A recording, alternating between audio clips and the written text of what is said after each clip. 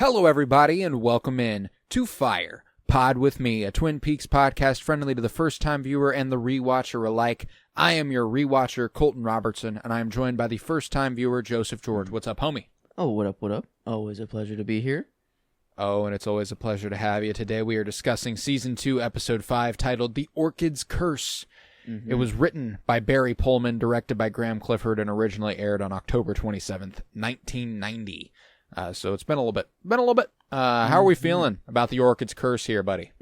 Yeah, a lot of good kind of B or side storylines going on here that I'm enjoying and liking, but not too much as to who killed Laura, being answered again. More just I think some fun character work, and I don't know, slowly getting more back in that vein though. I think we're with Donna and Madeline and Harold over here. So I think eventually some stuff will be cooking over there.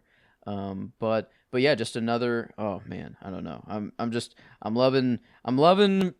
For whatever reason, I just love this Andy storyline. I don't know why. Like Andy and Lucy, it's like I'm a whole damn town. Yeah, like it doesn't feel urgent or like like important for the story necessarily, but it's just this one side storyline that I need to know like how like what's gonna happen with them. I don't know. This is the one I'm kind of paying attention to. That's hilarious. I love it. No, yeah. Andy and Lucy's storyline is a lot of fun this season, man. And Dick Tremaine will get folded back in and everything. Oh, Dick, are you still seeing this, Dick? It's great. I love this show. I love everything going on. We obviously get a lot of development with the One-Eyed Jacks, Cooper going up there and everything. We got a lot going on. Bobby and Shelley making some ground. We got some court hearings. We got a lot to look forward to. So how about we jump in to a scene by scene? Oh yes. Oh yeah. I'm ready. All right. Well, we'll start at 6:42 a.m. where Cooper turns off his alarm and tells Diane that he dreamt he was eating a large, tasteless gumdrop, only to awake and discover he was chewing on one of his earplugs. Damn. Have we seen the earplugs? Wait, earplugs. How did I not think of this? Okay, yes, so he's using them. This is, I think, the first official appearance. Yeah, he mentions them previously, but this is the first time you've seen them. Wow, but the Icelanders are gone. There's no one singing, but he's using them anyways. Interesting. He's using them anyway. Using them anyway. Uh-huh. He's just trying to be safe. I guess they snuck up on him that one night. He's not letting that happen again. I guess true. He needs to sleep now. He's not fucking around. But okay, I didn't even think about them. I don't know.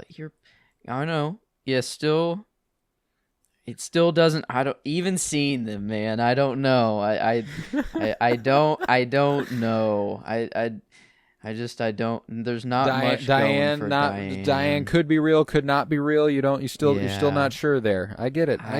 I'm thinking it truly was. She was real, or she.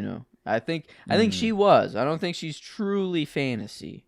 But I don't know. Even seeing the earplugs now didn't quite nail it. Yeah, there you go. That's all you needed. That's all you needed to know. Yeah. But yeah, Cooper, he was chewing on one of his earplugs that night, dreaming of a tasteless gumdrop, hence the tastelessness. And he says that his ribs are still in great pain, and he says he's doing 15 extra minutes of yoga in the morning to drive away that pain.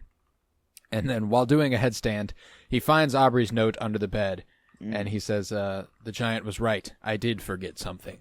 And he reaches and rediscovers the note that says, for my special agent, heading to Jack's, perhaps he has the answer or something like that. So now he knows where Audrey is, which is good. Definitely helps him.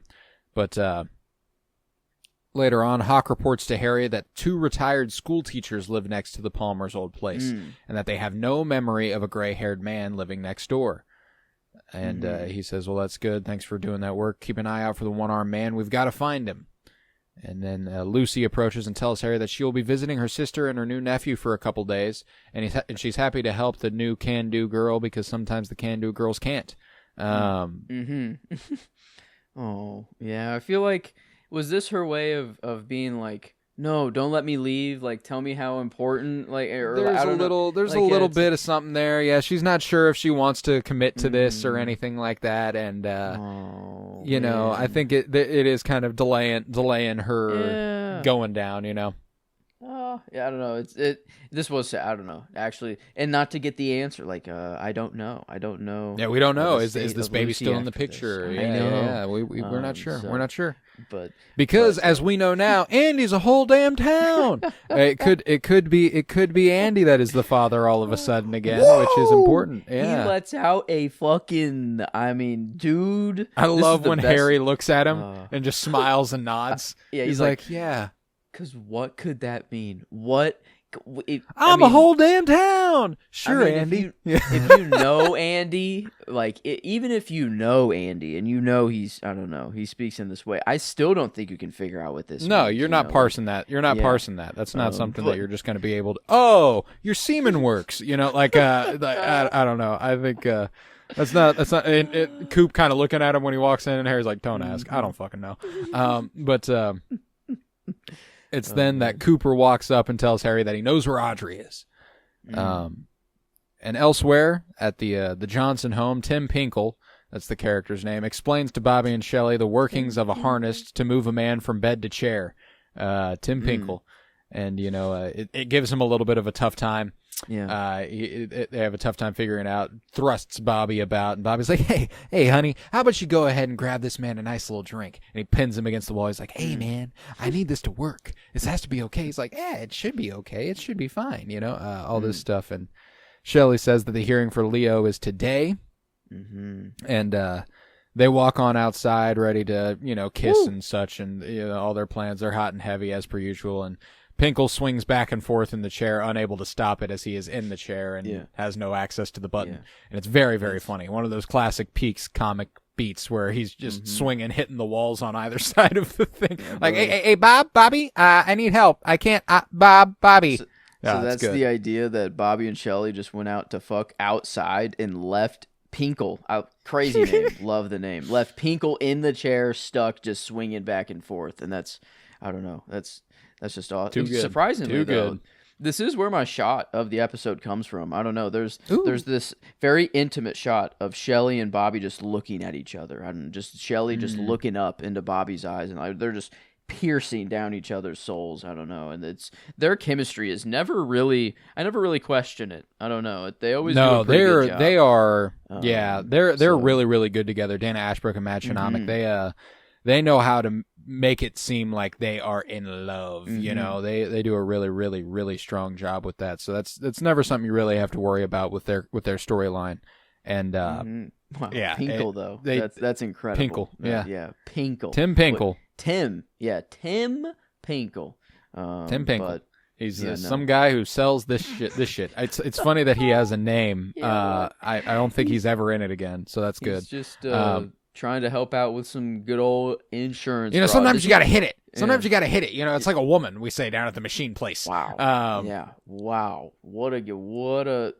I mean, just two buttons too. One green, one red. What is this? One start, one stop. A crane, just a literal crane arm in your bedroom. I don't know. It's just a wow. What a scene. I don't know. Yeah.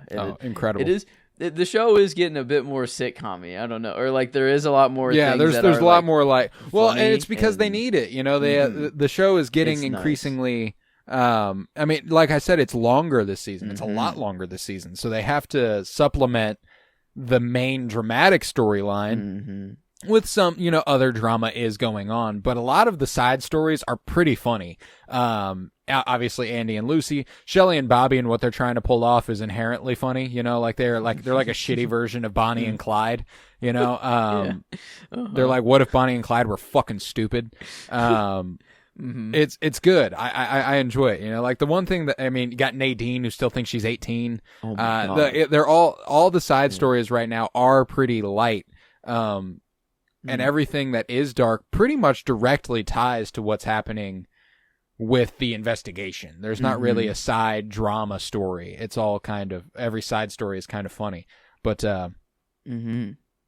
regardless, we're holding court next at the Bang Bang Bar, aka the Roadhouse, which I mentioned last week is pretty fucking hysterical that they have no courthouse. They have to hold it at the Roadhouse. Judge Sternwood presides. I don't know. What's going on here? Were these red drapes always here at this bar? Was this... I mean, my alarm went off immediately whenever I came in here. And I'm like, no way these were here before. Like, I feel like we've been at this bar I think they've been draped for the sake of the court is kind of how I interpret it. Like, yeah, that's interesting. We have a lot of red drapes. I don't know. The red drapes have been appearing. You know, One-Eyed Jacks. They're everywhere. The Cabin, they're all over the place. The Dream. And here, so this it was very. I don't know what to make of it. You know, it doesn't like. I don't know. I don't know how the red drapes necessarily align, but I know they're at least somewhat important. I mean, well, you know, it could be as simple as almost a reminder, just trying to like give you a little bit of this almost directly has an impact on, you know, like it is the death of Laura that caused this crime. You know what I'm saying? Like the mystery of who killed Laura Palmer, that dream, which was Laura whispering to Dale who killed Laura Palmer. I don't like it's like that's what's looming over the scene as Leland gets his bail afforded to him. Man,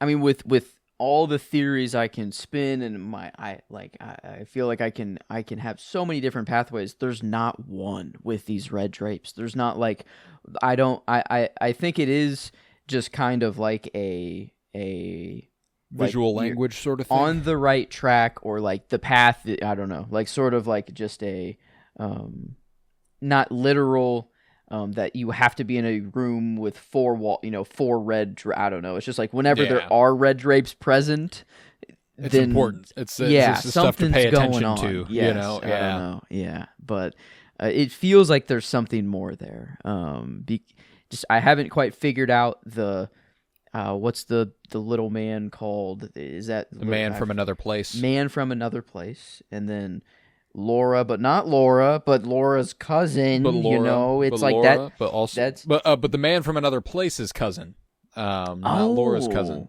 The man from another place says, "This is my cousin," but doesn't she look almost exactly like Laura Palmer?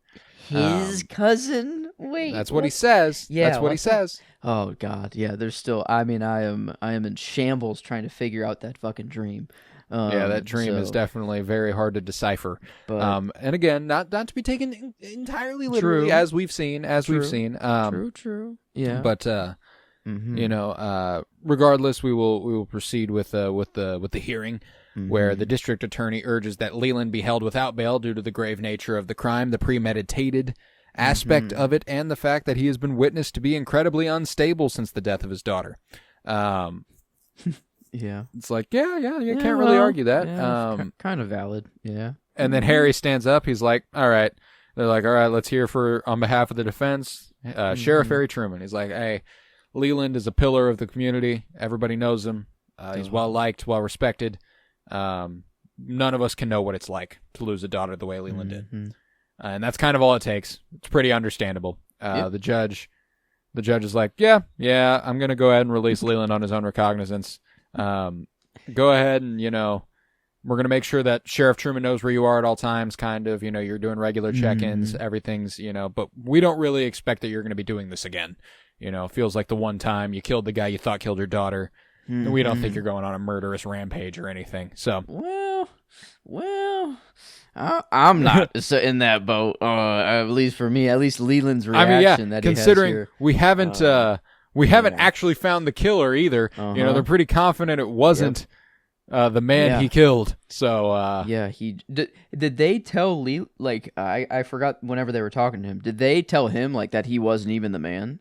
Like, does I Leland think that's know kind that? of come to. I don't know that that's been like expressly said to Leland, but I can't imagine that he doesn't know that by now. Like, that's something that's you know, like they are still actively investigating it. It's not like the case was closed or anything. So Yeah, because I mean, Leland hears this news. He's like, okay, you're basically free to go for now. And he's like, fuck yes. He actually gives like a fist bump or something. Like I feel like he actually like I don't know. He sighs. He does a sigh of relief and he smiles. Like yeah.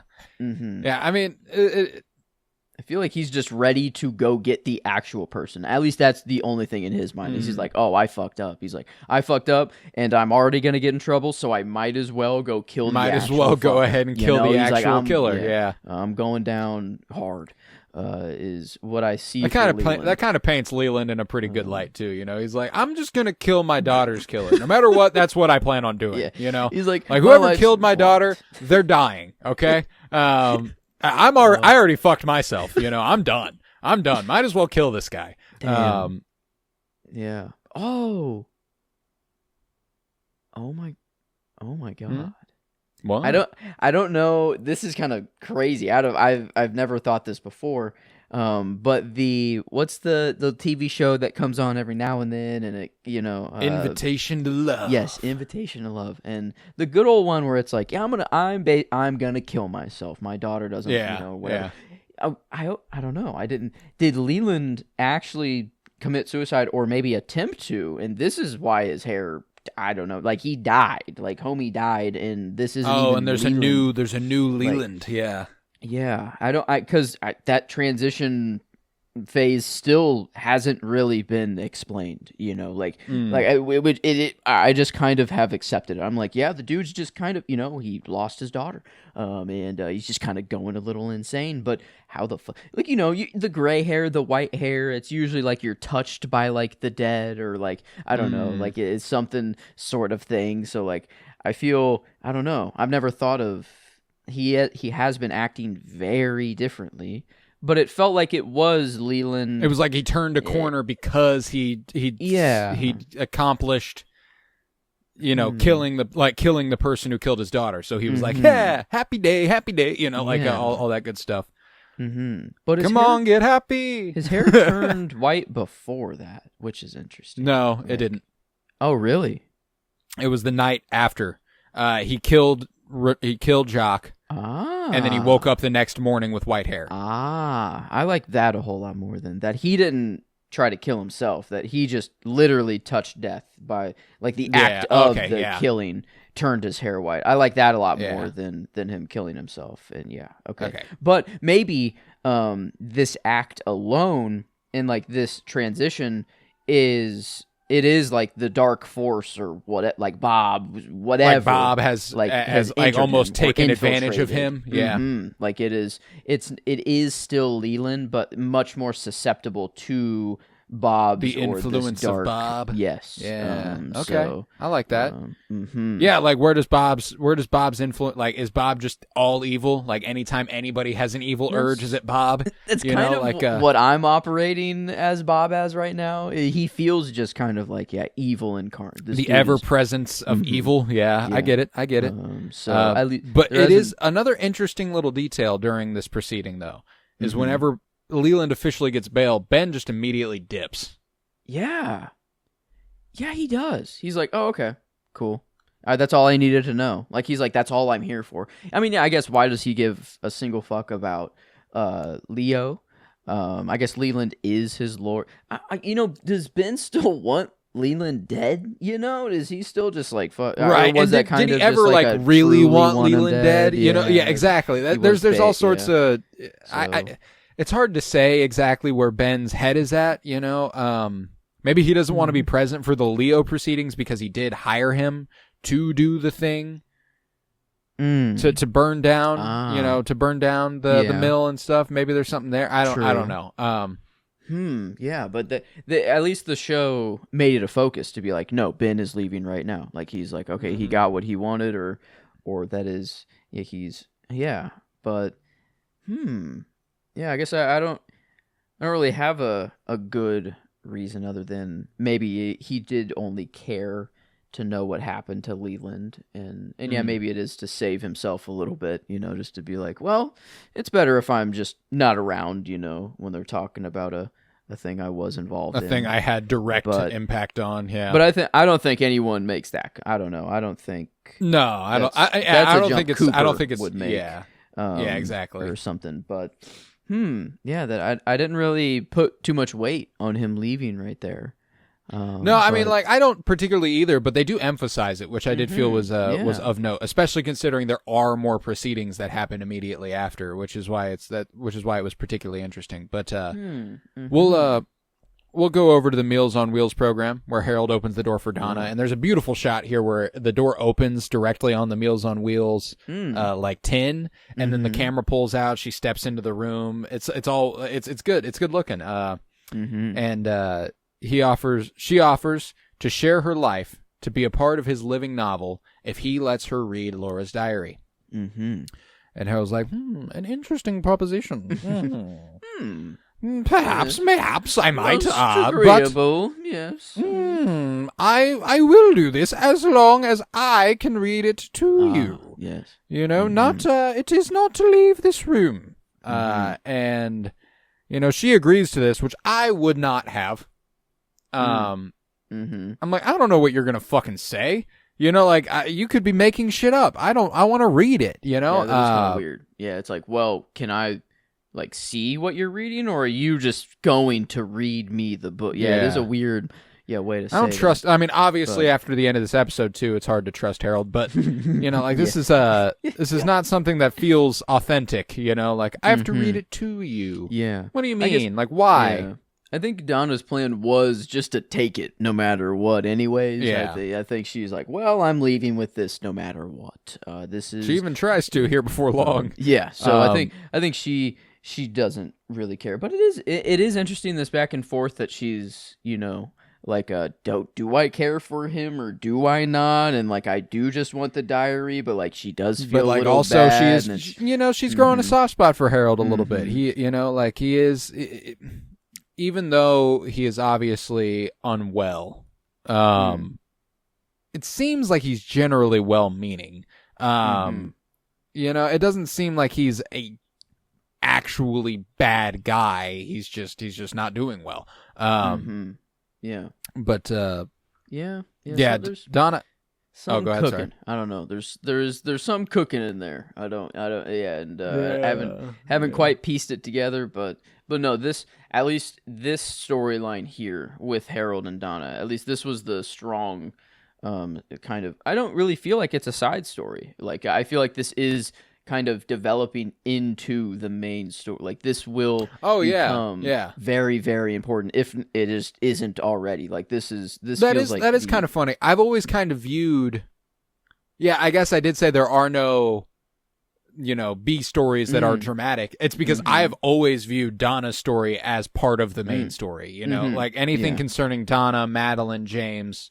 Right now, that is directly. Like, because they're also investigating. They're also trying to figure out who killed Laura Palmer, which is what I kind of view as the crux. That's true. Yeah, it is whoever is just investigating Laura's death is the main drama, not necessarily just because it's Cooper and Truman makes it the main. Yeah, that's kind of how I look at it. Yeah.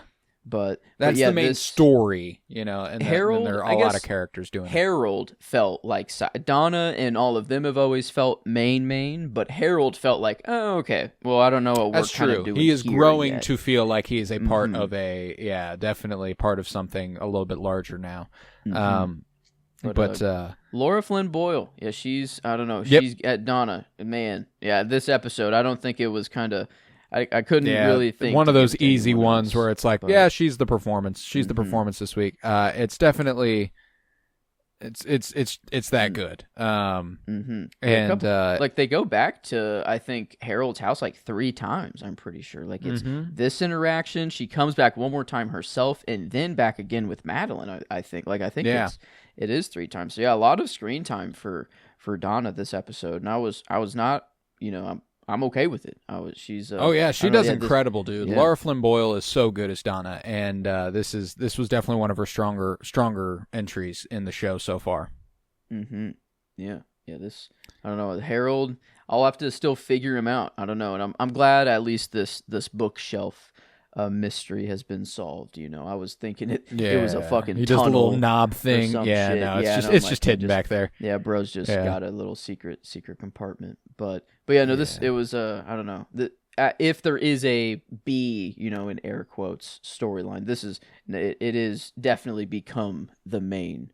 Or it's become big enough to be like, oh no, I want this more than anything else right now. Like, show me more Harold. Oh, it's good. Oh, especially given the, cliffhanger we leave on. That's pretty important. But regardless, Harold takes a notebook out and he writes in it the Donna Hayward on the cover, and then he opens it. He does the whole thing. He folds the pages, and it's nice and neat. You can tell he's done this before. And she starts, I was born here, raised here, my father delivered me, all this stuff. And then she asks Harold where he grew up, and he's kind of taken aback by that. He's like, "Oh, me? Nobody gives a fuck about me." Well, I grew up in Boston. Well, actually, I grew up in books. And Donna's like, "You're a fucking loser." No, but no, it's fucking nerd. No, I'm just kidding. No, there's literally like, obviously nothing wrong with loving reading books. I love reading books. But if you ever say the words unironically that you grew up in books, I'm sorry. I'm going to think you're a little bit of a douchebag. Yeah. That is kind of, I don't know. Either just sad or cringy. Just kind of like you're trying a little hard, aren't you? I don't like to be a judgmental person. I don't want to. But sometimes whenever somebody says something douchey, I just can't help it. I'm like, okay, shut up a little bit. Yeah. This guy, but his reaction of her asking him a question, I don't know if I feel like it is like, oh wow, someone is actually asking me wow, someone's interested in me, but it also felt like no, I'm writing your story, no, this is. I don't talk like you, kind of like I didn't know how to if it was like, no, you're only talking, don't ask me the question, I don't want to tell you about my life, or if it was like wow, someone is actually asking about me. I would have taken it more as the former, the way you laid it out there, if he hadn't responded as genuinely as he did. That's true. If he does seem not like eager to talk about it, but he doesn't he hesitates, but it's more like he was taken aback, and then he goes, well, yeah, I grew up in Boston, and then, well, actually I grew up in books, and then they do have a conversation relating to that. It actually provides my favorite line of the episode whenever he says there's things that, she says there's things you can't learn from books. And he says, there's things that can't be found anywhere, but we dream we can find them in other people, which is my favorite line of the episode. That's just a good fucking line. Yeah, damn, this, I thought they were, Donna was hitting him, with the Oppenheimer, what more do you want from theory alone? You got to put it into practice, sort of thing. But then Harold coming back, I don't know. These scenes were just very strong. Very strong. The two of them. Super well written. And super good looking. These were really, really well done. And Donna says, that dreams might be real.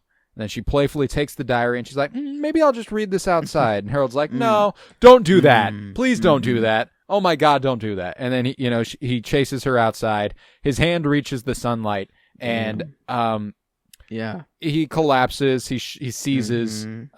She drops the book, and while he's on the ground, he goes ahead and picks it up and holds it tight. Hard to tell whether or not this is a Is that all right? Is that your way of getting the book? Was that a ploy to get the book back? How'd you reach out to grab the book right there if you're seizing up, dude? I didn't really buy it. At least, it was, I'm not, at first I'm like, okay, is this, maybe it's not just a fear of the outside, but he has something dark in him, like it's a vampire sort of thing, where sunlight is just actually bad. But it's when he looks down, grabs the book, and holds it tight that you're like, that felt fake. That felt like a ploy. I don't like it. Yeah. So I don't. That again, I felt it doesn't seem that he goes outside, but I think this dude does. Like, I don't know. I think he does explore, and this is all just he can at least, it seems like, it's not like it's something he absolutely cannot do. It's something that right here he realizes he has to maintain his cover, and it's a ploy, like, I don't know. It does feel weird here. It does. But, yeah. But, as has also been made very clear, he's not mentally well. So maybe he cannot go outside. So maybe it was genuine. It's just also he happens to be able to get the book back. Regardless, we are going to head back to the roadhouse where the judge examines evidence against Leo. And Leo's attorney argues that since Leo is brain dead, trying him would be a mockery. Here's something displaying normal brain activity, mine, and here's Leo's, which is basically nothing. Your Honor, objection. Normal brain activity. He says it's normal. Yeah, damn. Bro's coming in. He's the prosecutor. Does he even know this dude? Does he even, he's just straight up throwing an insult in the courtroom, being like, yeah, this dude thinks he has a normal brain? Like, that's, I don't know. And the judge is like, come on now, bud. Yeah, he's like, dog. He's like, damn, dude. No, you don't have to play that. We're good. We're good here. Man. And District Attorney Daryl Lodwick, who we met last week and whose identity Hank has right now with his ID, but argues that they must proceed in order to give the town a sense of justice, a sense of peace. This man is accused of killing Laura Palmer, and a death like that affects the whole town, everybody, everything. And the judge is like, whoa, okay, calm down, we're good. I'm gonna deliberate for a little bit. I didn't think you were gonna take it there. And he's like, hey, Sheriff Truman and Agent Cooper, might I have the pleasure of your company? And they go ahead and head on over to the bar, which is incredible. This is where they're deliberating. Orders three black alcoholic drinks. What the fuck? What was this? What was the weird the half layer of foam, that you had to kind of get through to get to the drink? This is real shit, though. I have never seen my grandma drink anything in my life. Okay. We went to a birthday party for my grandpa at a Mexican restaurant last year, and they ordered this large black margarita. Okay. And we passed it around the table to try it. It was the strongest thing I've ever drank in my life.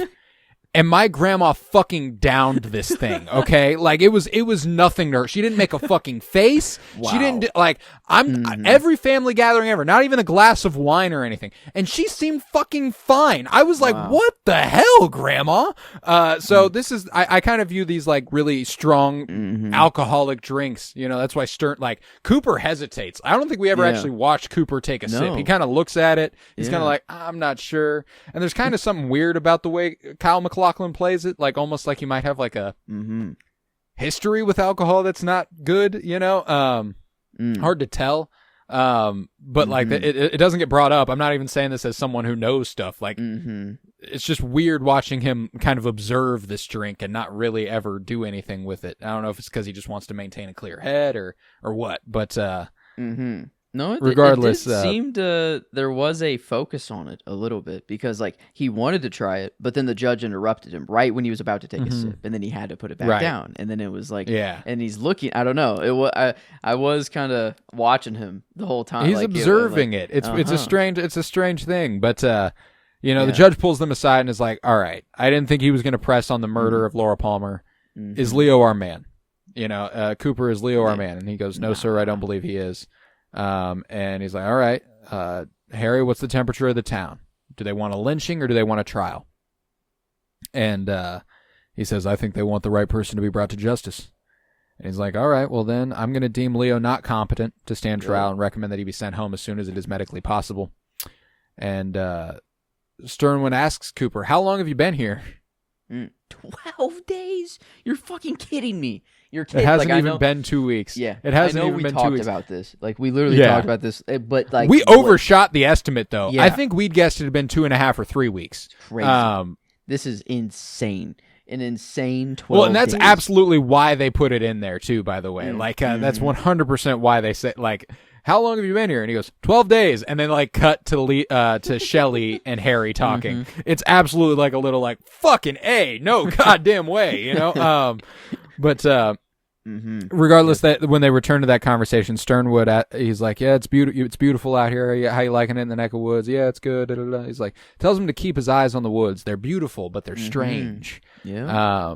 Yes, Yes, they are. Yes, we do get an owl this episode. We do very distinctly get the nature, and I don't know, another nature connection. I'm not exactly sure when it happens, but there's a cigarette, or someone's smoking, and the ash hits the floor, and then wind starts to roar. Like it was like, I don't know. It felt like a very, very specific choice. Yes, like it was a very edit, like in the edit room or direct. Like this was a Lynchian. I don't know. They had a wind machine on set. They were like, all right, blow it as soon as that shit hits. You know, it was a transition shot. Actually, the cigarette butt. Someone was smoking. And then they knocked. It was a fat. You know, usually people knock off the whatever as they go. No, they were just letting it ride, and then so it just fell. The camera followed like very close up, zoomed in on just the ash, it hitting the floor, and then right when it hit the floor, it what's that called? Just like a fade. Yeah, just it faded. It faded from that into the trees blowing really, really hard. I like that. I like that. So I was like, oh, I don't know. It feels like there are some like, I don't know, like this. Cigarettes are very unnatural or very, you know, like very just not green. I feel like, and but I don't know why. I forget who it was or what the situation. I don't know it, but it did feel like that there is an actual force, like this. Nature does respond to the acts of the town. Is at least the idea that it gave me. And yeah, again, I have no clue when this pops up at all. And I don't know, even if we get to the scene through the breakdown, if I'll be able to even pinpoint it, or even if they'll bring attention to it. I don't. Well, that's what's funny is I'm like, everybody smokes, but I can't pinpoint anybody specifically who would have been smoking. In fact, I'm thinking of a bunch of characters who expressly do not smoke, which is very, very funny. Or someone at One Eye Jacks was smoking, maybe, I feel like, is maybe who it could have been. Yeah, but I mean, regardless, we'll find it if we find it. If not, no big deal. But Harry goes and informs Shelley of what's going to happen, and you know, she kind of looks semi-excited, semi-worried, a little bit of everything. You know, they're committing insurance fraud, so it's a lot of fun. But we're going to cut to the Hurley house, where Big Ed and Nadine come on home, and James is there to greet them. And Nadine's like, "And who are you?" "Oh, I know. You go to the high school." And he's like, "Well, yeah, I guess I do." And she's like, "We don't have any classes together." And James looks at Ed, and Ed's like, "Don't ask, you know, like just ignore it, go with it, you know." And she walks away, and she's like, "Where are Mom and Dad?" And Ed's like, they're out of town. And she's like, "Oh, okay." It's very, very funny. Yeesh. Yeah, this poor Big Ed. Yeah, this poor Big Ed. I almost went with Everett McGill for the performance on the back of that one little alone. I don't know what it was, but whenever she asks where her mom and dad is, and he's like, he like panics and looks at James. He's like, it's they're out of town. You know, I think it's good stuff. And rips the fucking fridge. Was it the refrigerator door or a cabinet? Yeah, door? The refrigerator door, and the fucking. And the way that she like lifts it and it like speeds up whenever she does. Oh my God, it's so funny. So she didn't just work out.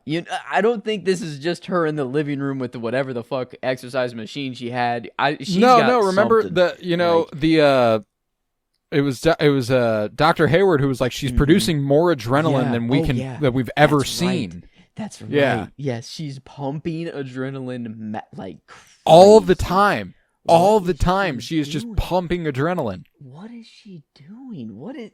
Yeah, I don't know. I don't know what's going on with Nadine, but I'm wondering how it ropes in. I feel like it connects somewhere, but I have no clue how. Oh, No. Oh, well, no. I don't know. Well? I wonder what this drug that's going. It doesn't feel like it's heroin. Really, it doesn't feel this weird smell. Whatever one-armed man's been doing. I wonder if that's just adrenaline. I don't know. If maybe that's. It's that shit Bruce Wayne shot up whenever someone was on top of Selena Kyle. Mm-hmm. Yep. And he's going. I don't know. Not as green. Not as toxic looking. Yeah. But. Different universes. I feel like naturally, maybe. Yeah, I don't know. Maybe this is the Batman. Maybe this is the Batman before the Batman. Yeah. Maybe Agent Cooper becomes Alfred Pennyworth. That'd be, yeah. I could see it. He's Andy Serkis isn't. No, he does have a British accent. Does he have a? He does. He does have a British accent. Yeah, he does. Put it on. He is. Yeah, damn. It's kind of essential for Alfred, but yeah. I mean, regardless. No, this is not the same world as the Batman.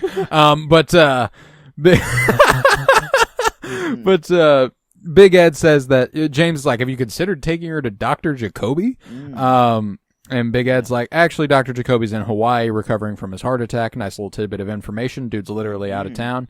And Nadine rips the door off the refrigerator, and that little she like lifts it up, and it like speeds up. It's like one of those things out of a horror movie. It's good stuff. It's good stuff. But superhuman. I don't know. She is Bane, the current Twin Peaks version of Bane right now. Yeah, bro is. So I'm interested to see how if it is just a side thing and it never kind of, I don't know, it is just kind of a funny thing. But I feel like she's so mentally unstable where she's probably doing shit that she doesn't know that she's doing, and it could. So I just don't know what that could be. Any chance she's coked up? Yeah.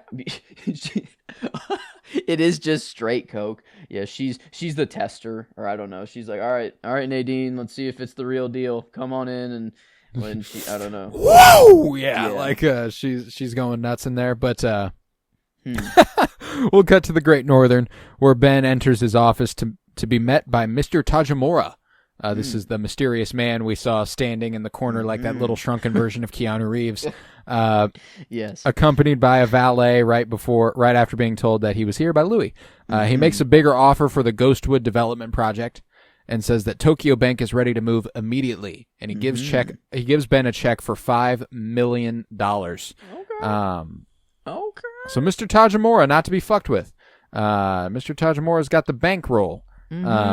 Yes, he does. What's your impressions of Mr. Tajimura here? Yeah, there's the timings. I feel like this is just the Hong Kong connection.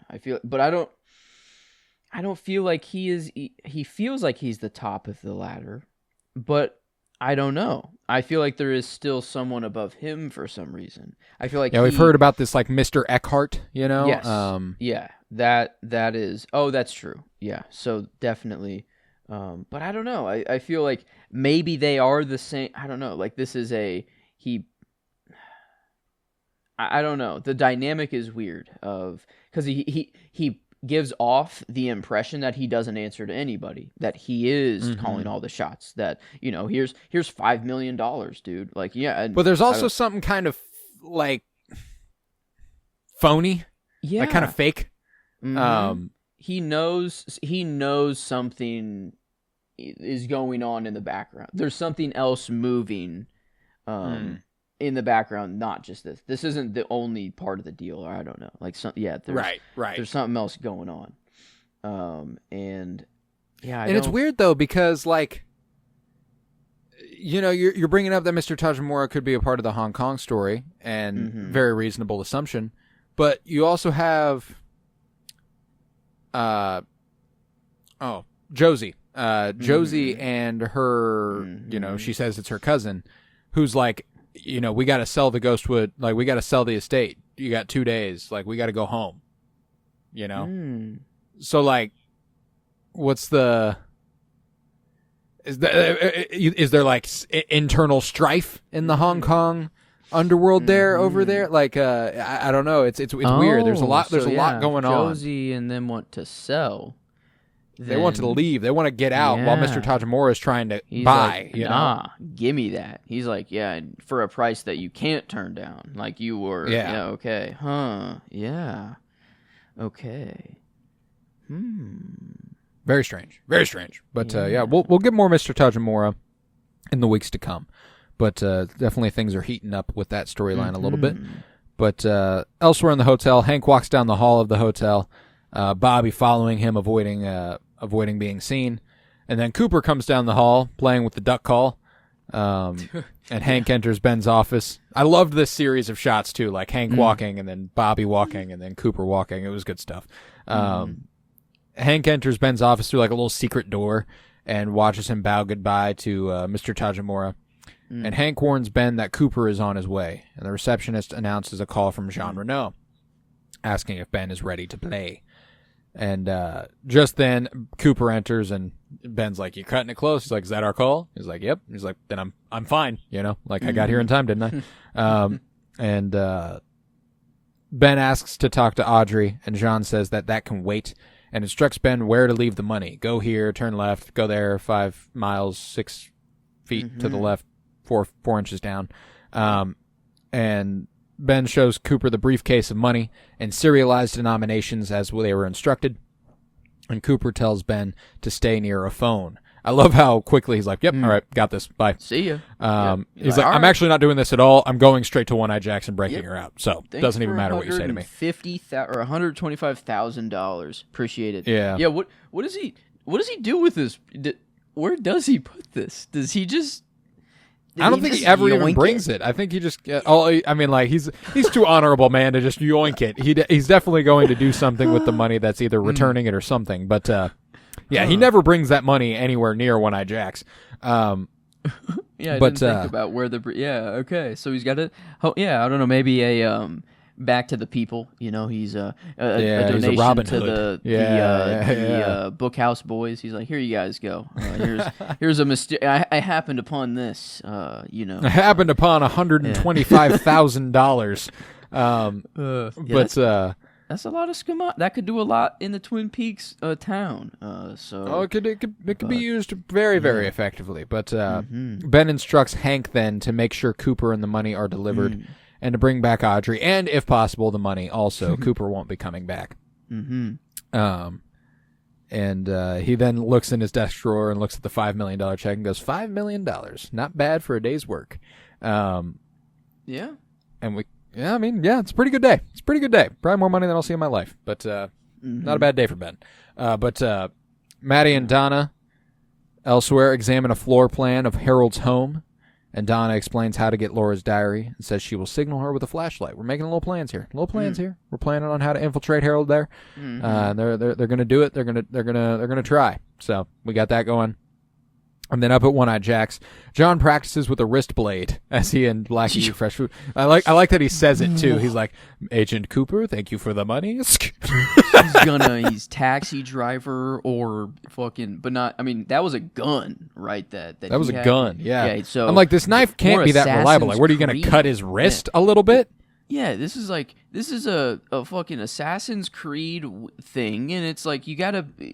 I mean, this is how you're gonna kill an FBI agent? Like, I don't know, kind of baller, but also stupid at the same time. But yeah, I mean, when it just kind of blew my mind that this was even on screen whenever it came out. But yeah, I don't know. I feel the smoke, the cigarette. I don't know. It's feeling like it's around here for whatever reason. Yeah, it was probably Jean. It was probably Jean or Blackie, one of them. It's feeling close for some reason. I don't know why, but. Yeah, Blackie asks questions about how to make the deal work, and Nancy, Blackie's sister, returns as Blackie leaves.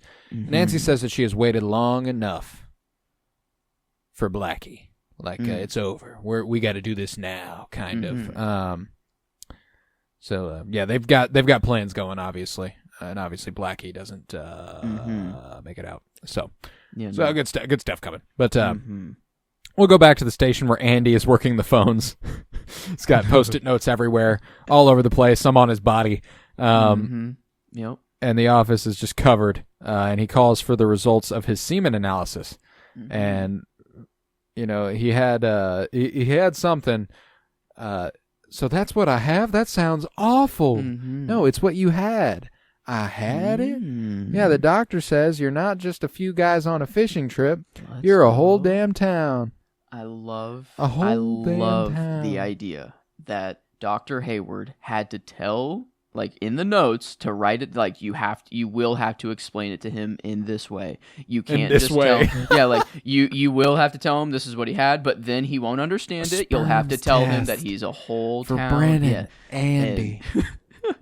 Oh man, he's a happy camper, He's a but I'm now, a whole damn town. Yeah, but now he's on a mission. He's like, oh no, I gotta tell Lucy. Yeah, and but no, this reaction, oh my god, it's the line of the episode for me. Whenever he just lets out the whoa, bro he was. Yeah.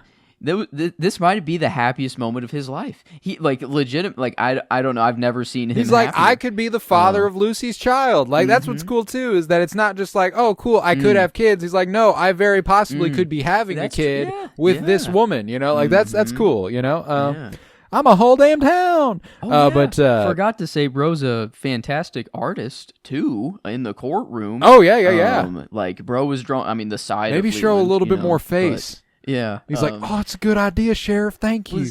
Was he the one that was doing the sketches of Bob and I think so. Yeah. Before? Oh, okay. I didn't know if that was if they were like, damn, we're gonna. I think that's what they're implying now. I don't know that if they had, but I think they are implying that.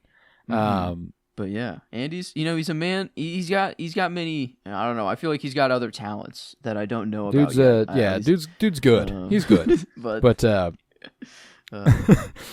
and Harry walks in on Andy celebrating, and Andy tells him that he's a whole damn town, and Harry just kind of smiles and nods, and then walks away. Finds Cooper. Cooper's kind of curious. He goes, "Don't ask." And they go ahead and examine a floor plan of One-Eyed Jack's. He's like, this is the casino, and this is the waiting room, and this is this is the place, Donna and this is Madeline, that. and them, and okay. Yeah. We got a little bit of a parallel here going on, and a little bit of something there. But it's then that Hawk walks in and reports that no one has seen the one-armed man at his hotel in 2 days. He found the same drug. He found the same drug and describes its strange smell. Yeah. And Hawk leaves. All the while, Cooper and Harry are very obviously planning something in secret. Cooper kind of does that thing where he looks out of the corner of his eye until Hawk leaves so he can continue, and Hawk very clearly sees that, and he's like, all right, understood, I'm out. This is why Hawk's my favorite character of the week. Okay. I love me some Hawk. I love Hawk. I think that there's this really awesome thing that Hawk is capable of just knowing when he's wanted, understanding when he's needed, and knowing when to implement that even when he's not asked. The dude's just a G. The guy is just there for the cause. I like Michael Horse as Hawk. He's too good. Coming in clutch here. At huge. The end too. But why? I am in full agreement with you. 99%. This is how I feel about Hawk. There is the slightest bit of me that is like, just keep an eye on him. He's so I don't know. He's so unassuming. They trust him wholeheartedly, and he's just good at what he does. But we never see what he does. It's always they're like, go do this, go do that. Yeah. So I'm really I don't know. It's more of it could just be I don't know. It is just matter of fact, and he is just coming in and telling him what he did. But I don't know. There is this part of me that's like, I want to know. There's not much I do know about Hawk other than that. He is kind of mystery. Yeah, he is. He's just around. He's just doing things. I want there. That's true. That's true. I want there to be more to him. I don't know. I want to figure out a little more. And then him popping up here, at the end is him. I don't know. He's like He's a good, he's following them, so I don't know. Is he following them all the time? I think there's. What does Hawk know? I like it. Or what has Hawk done? Yeah, there's a mystery there. There's a mystery is afoot. If you'll recall, very, very early on, there was a point whenever you had Hawk and Bob mixed up. Dude, I think this is why. It's the hair. It's the hair. It looks like Hawk can become Bob. I don't know, that doesn't make any sense. Bob is already around, and chill. I don't know, but like, ooh, okay, okay. I don't know if I don't know, but I might be cooking. Leland, his hair changes whenever he I don't know, he killed someone and his hair changed. It went from dark to light. And maybe whenever someone enters evil mode, I don't know, they just have a change of hair. I don't you're touched. Like that's the reflection. White. You're touched by dark. You're touched by the darkness. Yeah. Hawk. I swear there was like a cut from Bob to Hawk. Like it was a cut from Bob to Hawk, like in the hallway, and Hawk was looking all suspicious. I don't know. It was weird, and I remember being like, what? I did think they were the same person. It was hard for me at first to split them up. And so that I don't know. And I don't know if they cut from Bob to Hawk in the episode where Hawk followed the one-armed man too, by the way. Man, dude. It's like Hawk's there's something going on. There's just so little about him that we know that it makes him very, very intriguing. I get it. Yeah. I get it. Yeah. All right. Yeah, I don't mind the Bob theory you were spitting a second ago too. Like the whole idea that someone can become Bob, transforms into Bob, like that. Well, Hawk, I don't know if there is someone that does transform into him right now. It is either Harold or Hawk. I feel like let me ask you this: is there any chance that like a physical transformation? Is that what has to happen? Is there any chance that Bob could be like a reflection of that? Like sort of like people see Bob whenever Bob is inhabiting somebody? You know, like maybe it's not literal. Like maybe it's not like literally Bob is there, but like Bob is, they see Bob because Bob is so, he's the, yes. he's, you know, so like, and that would kind of explain how he shows up in so many places, you know, like, yes. I don't know. He's pulling the strings. Whenever Bob is pulling the strings, that's what. But maybe not everyone sees him that way. Like it feels like only some people. Oh, that's like a special select few can see it.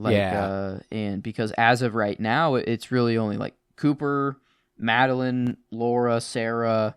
I guess the one-armed man, Leland. Yep. True. Leland in real life, which is which is like everyone else is like in a vision or in like a horror kind, I don't know, fueled thing. But Leland is like, nope. Yeah, I just saw that dude growing up. He was a and that's the thing though too is that yeah.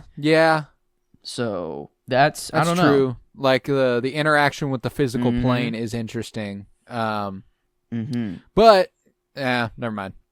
Yeah. I was gonna go with something there, but I don't know that I can expressly. Yeah, Bob is dangerous territory. I feel like definitely. You have tough. to tiptoe quite a lot if I'm going on Bob theories. But I don't know. Hawk has always from the jump. I don't know. Like he always has been cool, but there has been this kind of. I don't know. There's just an unknown. There's an unknown thing about him. Yeah, he's a mystery man. Yeah, I get it. But we'll continue outside of that office where Andy calls the number where Lucy is supposed to be staying, and the number is actually for an abortion clinic. And he goes, "Oh no." Yeah, he's a little concerned, you know, the baby he thought he might be having might not be anymore. And that's just that for that storyline. We don't come back to that this week. But we'll then head to the diner where Maddie orders a cup of coffee to go. And James is like, "Oh, hey, man, what's up?" And she's like, "Oh, nothing." And he's like, "Where are you heading?" "Nowhere. Home. Taking this to Uncle Leland." He's like, "Okay. All right, bye." And Maddie just goes ahead and dips. And he's like, "Okay, well, I clearly can't trust that." He goes ahead and follows her on out. Anyway, leaves immediately after her, doesn't he? Am I misremembering that? No, he follows her. Yeah, okay.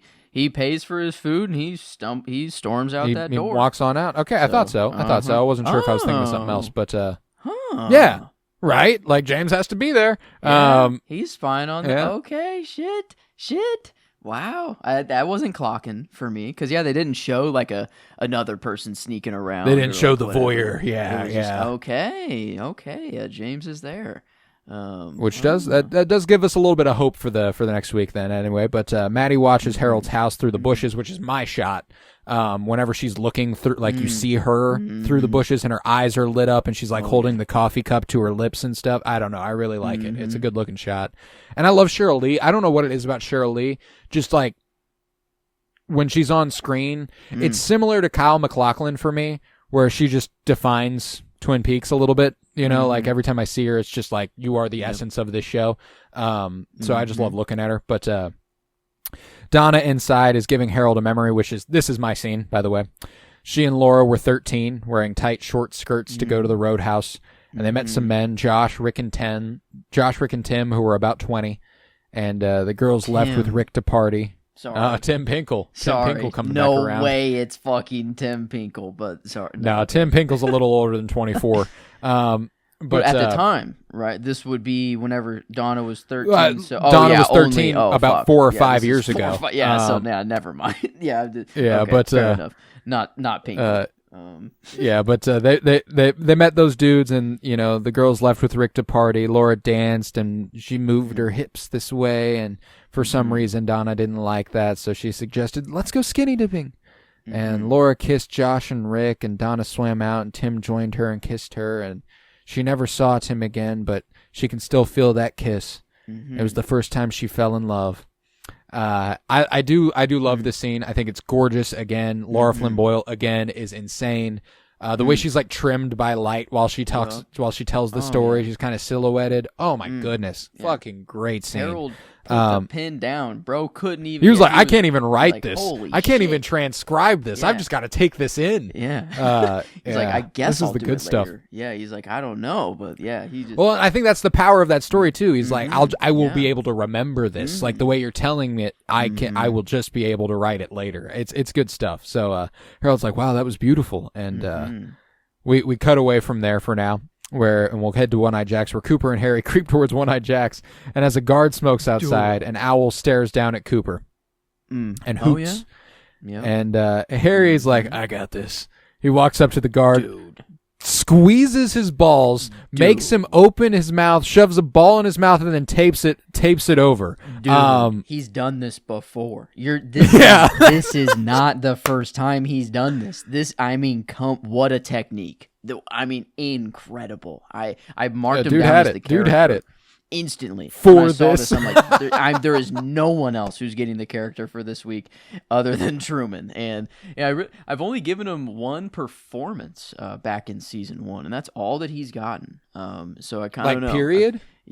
That no character nods ever in the show. So I feel like it's about time. Yeah, it's about time. Yeah, it is about time. He's been a great supporting character. I'm surprised we hadn't given him anything. That's wild. I know. So Truman, the ball gag, whatever. I feel like this is we got to name this technique. The ball squeeze gag. The ball gag is not a bad idea. Yeah, the ball gag. The ball gag. Yeah. Boom. There.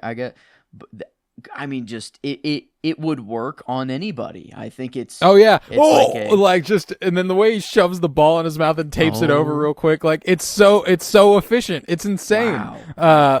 It was awesome. And the owl saw it. The owl. Yeah, the owl saw that. Yep. And he was like, "Damn, Log, I got something to tell you, dog." You know, like Log Lady. You should have seen the shit Harry just did. Log Lady's she's tuning into the log, and she's like, wait, what the fuck just happened? She's like, what is, like, Sheriff Truman did what? Like, I feel like that's, at least she heard that. She was sitting next to the log. She said, pause. She's like, hold on a second. What? Like, it gets crazy in Twin Peaks, but what just went down?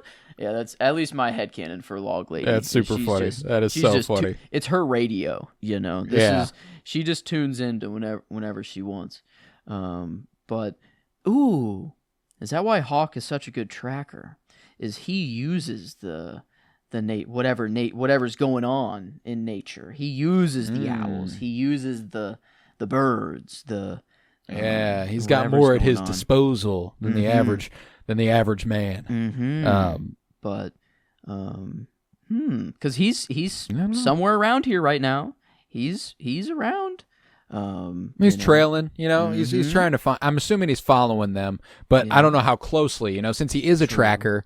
how much can he how much of a head start can he give them? You know, but regardless, they enter, and about the hallway there's plenty of just stuff and things, tools and shit. Officers search for the right room.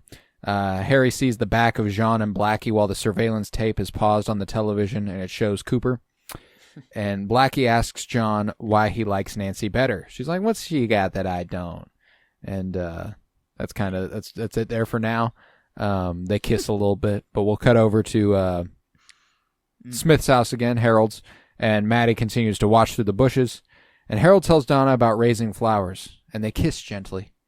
And he leaves as Donna signals through the window with a flashlight. It's time. The infiltration begins. But back at One-Eyed Jack's, Cooper continues through the hallway, and he finds Nancy and forces her to take him to Audrey. Nancy pulls a knife, but Cooper anticipates this and overpowers her. Very badass. Grabbing her wrist, punching her stomach, all that good stuff. Just kind of being ready for that. Almost the cooter punch. Two absolutely wild techniques in this episode. I thought it was just a tummy punch, so it wasn't quite. Yeah, but it was close. It wasn't far off. But man, just he knew it was at least a uterus. It was at least a uterus punch. Like he got her good. It was right there. Just straight to the reproductive organs this week. I mean, straight to him. And because he even played it off too. He knew she was like coming up on him, and she's like, I'm still going to talk to Audrey for a second here. Like she's like, my prayers, they've been answered. My stars and garters. Yeah. I mean, goddamn, I could not have. I asked for like a Superman-esque moment for Cooper to like save Audrey. And you got it. Really, let's go. Yeah, it was pretty hype. Throws her over his shoulder and walks on out. What a badass. But he carries Audrey away, and in the other room, Jean is kissing Blackie and kills her with the wrist blade. Yeah. Fuck. And just then, he sees Harry watching through the window and is like, gotta shoot him. Fires his gun once. Truman dodges, and then he just disappears. Bro is gone from this room, which is classic shit. Good stuff here. And Cooper and Audrey come around the corner, and Harry halts them. He's like, hold on, I gotta look at the room one more time. And the room is still empty, so he gives them the go-ahead. But they are confronted around a corner by a bodyguard with a gun. He's like, hold it right there.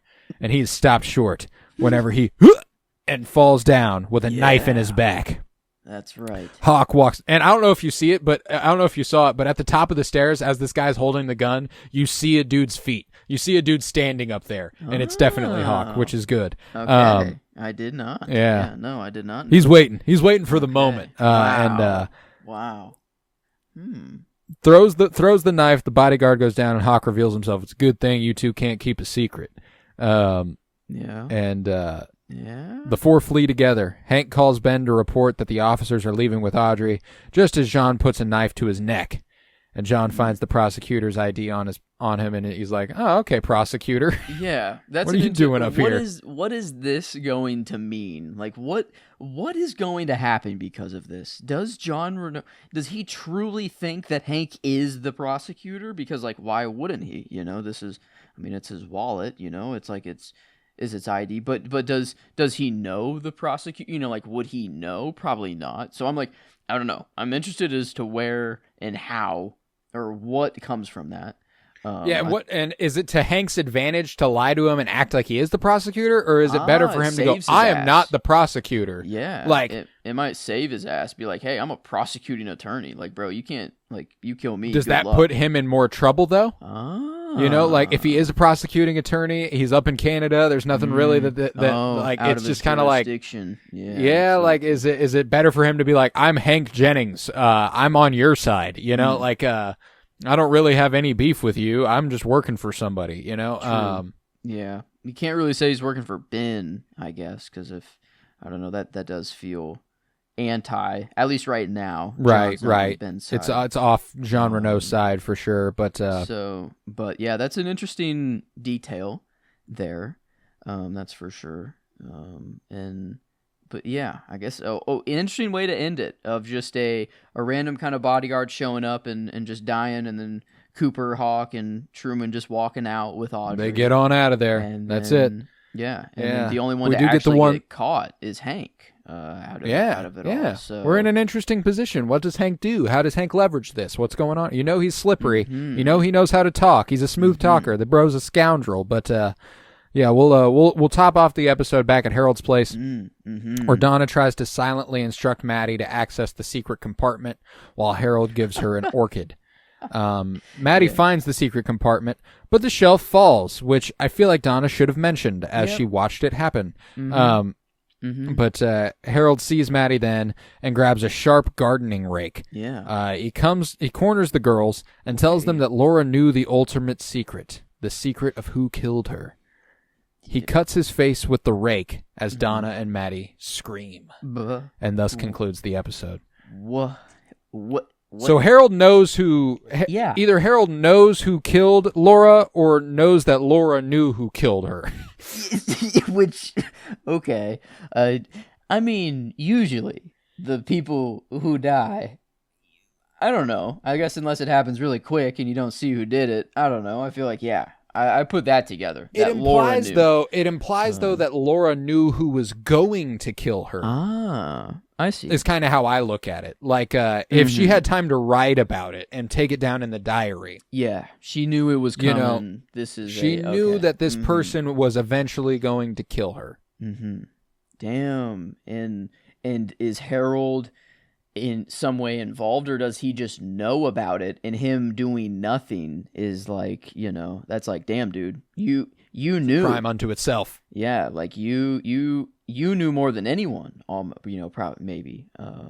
So that's interesting. Yeah, but this, him going crazy mode, I don't know. Is this just mentally unstable? Is this it? Are we about to get a fucking transformation? Is he about to become Bob? Like shit. Like I don't know what's gonna happen next episode. Maddie can see Bob. We've seen that. So if we are, it would be now. That would be cool. That'd be sick if Maddie sees Bob, but Donna does not. Donna still sees Harold. Maybe that's. I mean, like it's a situation where anybody could probably scream, but Maddie is the one who screams. It's not Donna. Yeah. James is so maybe Maddie out there. Probably he's gonna come running in, beat the shit out of Harold. I don't know, or something. But this was the first time that I thought of. Does Donna and Maddie realize? Maybe we don't need James. Maybe we don't need the men at all. This was I don't know. Right. They were, in fear and coddled, this was an out of fear that they're grabbing each other. But like, I don't know. I feel like Maddie was kind of being distant on James a little bit. She was on a mission. She's like, no, I'm doing something you can't know. So she had to leave, whatever. But I think, I don't know. I'm interested to see if Donna and Maddie. Well, and it's real as fuck. Initially I was kind of like, why didn't Maddie run? It's because she's not leaving Donna behind. That's real as fuck. Like she's gonna be there with her regardless, and I think that's cool. Yeah. So I'm interested. Yeah, to see how this love triangle plays out. Kind of resolves itself. Yeah. Because there was the previous love triangle with Laura, Donna, and James, and then now it's just kind of revived. And itself. we're confident James is outside, but is anybody in any more immediate danger prior to him being able to get there? Who knows? Who knows? Yeah, with this episode coming to a close, I'm going to ask you. Yeah. Who killed Laura Palmer? Well, Bob still tippy top of the list because he's just kind of evil himself in all. Right now, and then Mike he's still up in there. Still got to get more on him, but John was in there last week.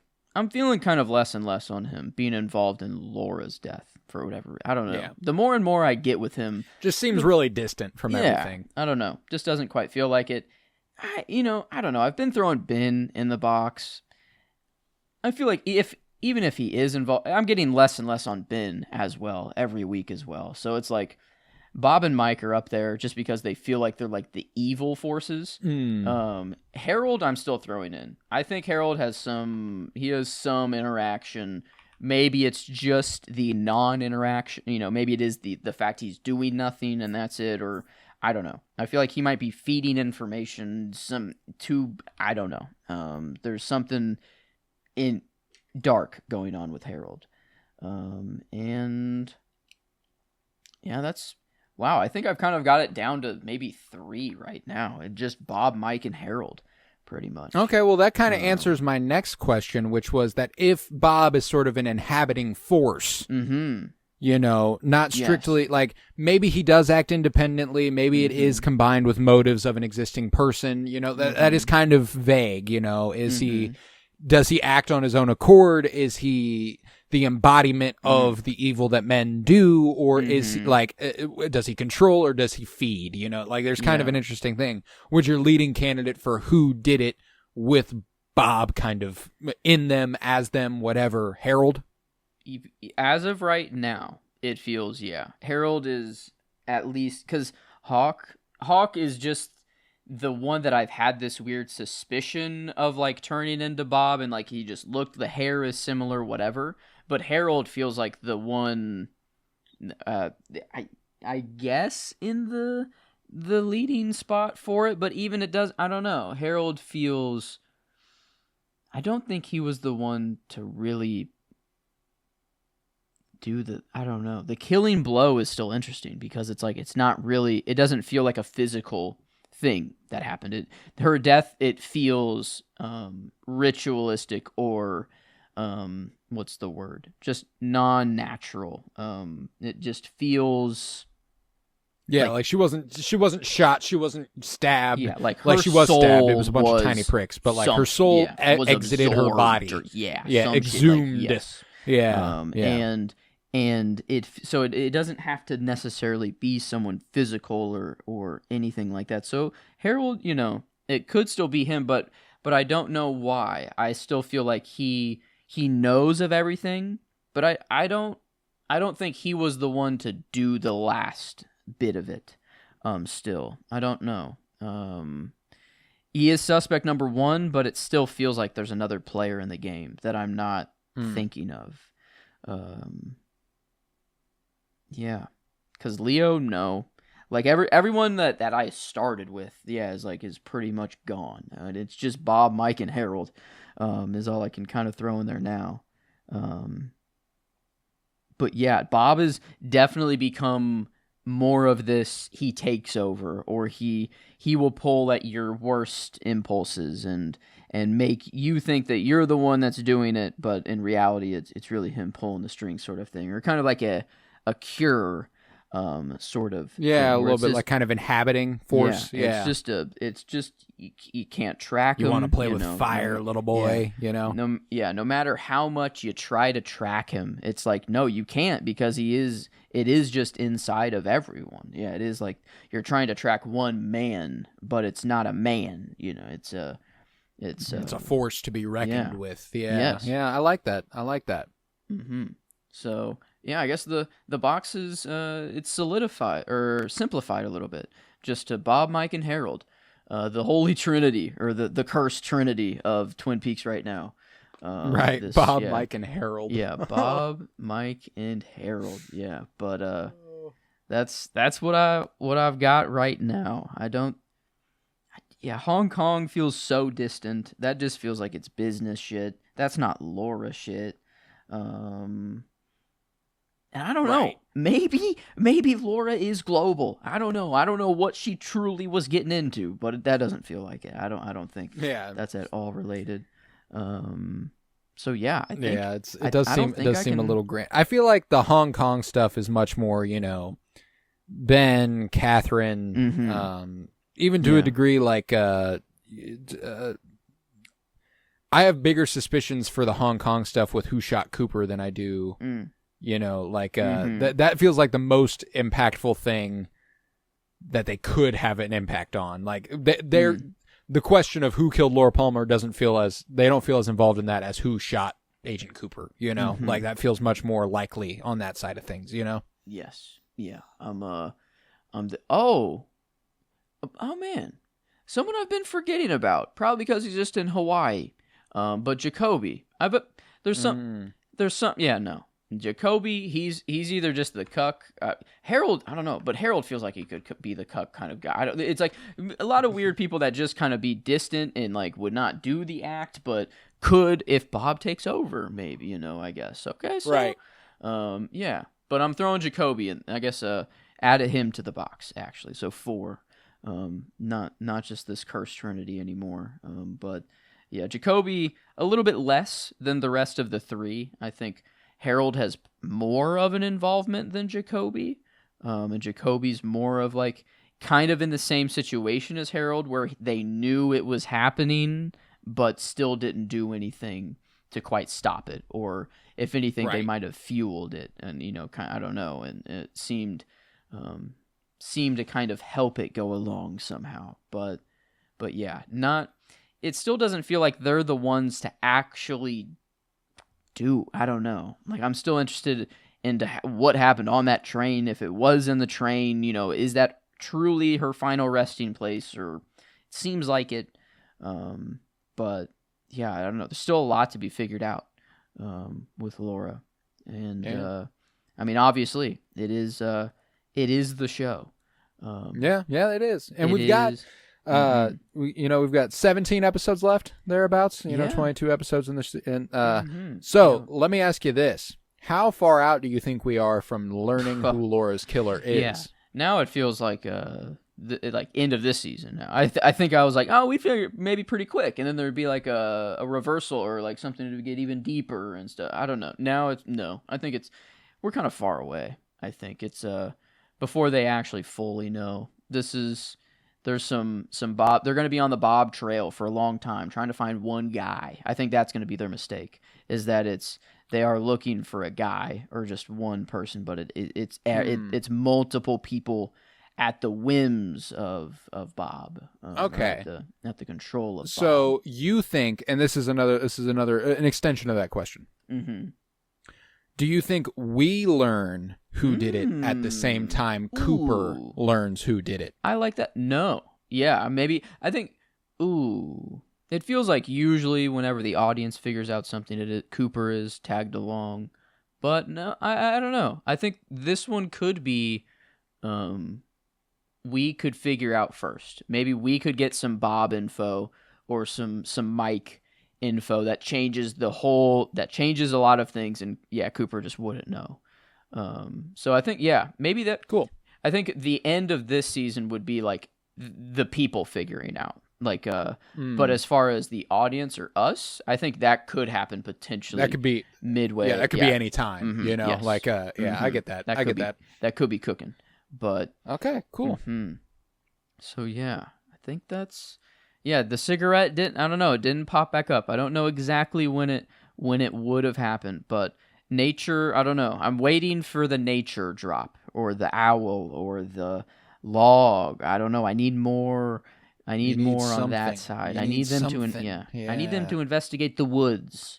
And I don't know. So, but yeah, that's I'm trying to think if I'm forgetting of anyone to throw in the box, but I don't think so, because I'm looking like Emery. Nah, dude was just Emery. Mr. Smith, that was Harold, or that turned out to be Harold. So yeah, that's just staying. Yeah, no one. I had the devil. I guess that's just Bob. I think now Bernie. No, yeah, Bernie. No, you're out.